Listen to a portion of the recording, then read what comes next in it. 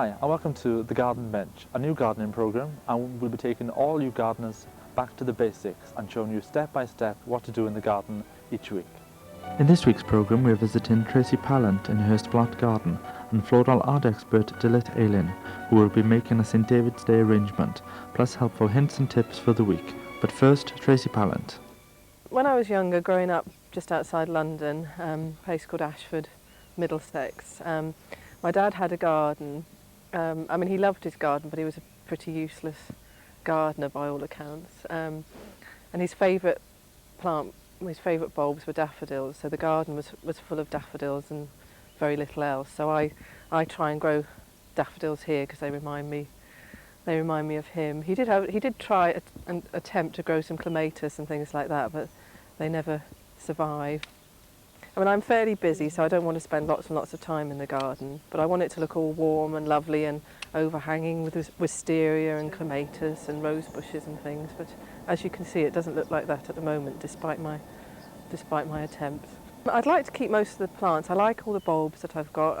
I've got some bulbs from Amsterdam when I went over last year, and they're big sort of 6-foot pom-pom things which look really beautiful. I'd like to keep them.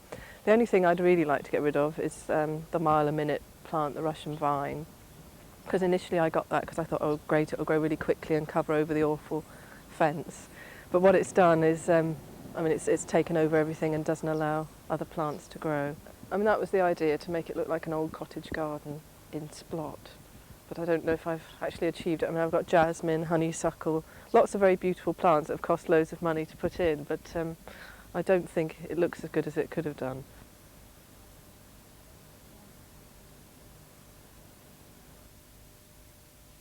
Well, here we are, St David's Day fast approaching, and of course in the middle of spring.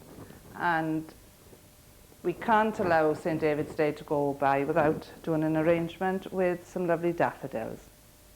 When I use spring bulbs of any description or any spring flower, I always use a base that has got water in it, at least ½ an inch of water. Now all bulbs, especially daffodils, detest oasis. So the oasis isn't there for the daffodils. What I've got for that are cleverly concealed little pin holders. With any flowers, when you pick them straight from the garden, or if you've bought them, you always recut them, and you always cut them on a slant like that. There's more surface area there then for the water to go straight up into the flower. Then you just place the daffodil on top of the spikes. And you don't need a lot. If you can, have the daffodils to face outwards. The next thing I'm putting in is the piece of twig.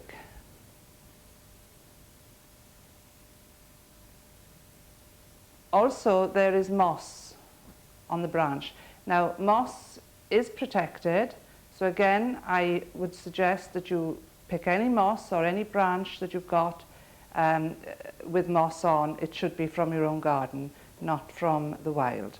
A lot of people go out and pick it for hanging baskets, and actually it is illegal to do so now. The next thing I'm putting in are ferns. Now this is a lovely fern, a welcome sight when there's nothing much else in the garden, not a lot of greenery left in the garden. Now the next flowers I'm using are Christmas roses. Now these are not the best flowers to use in arrangements. They flop, but if you pick them just like that, when they're sort of quite mature, then they should last a long time.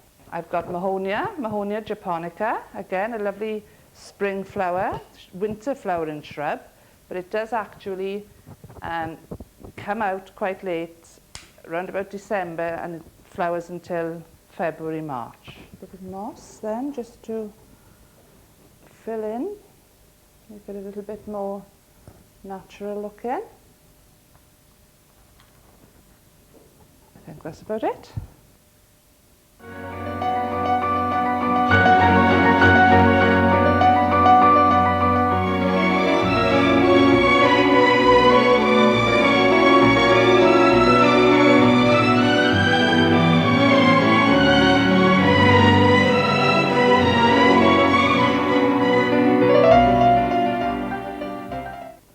That's all from today's edition of The Garden Bench. I hope you can join us next week. So until then, from us all, bye for now.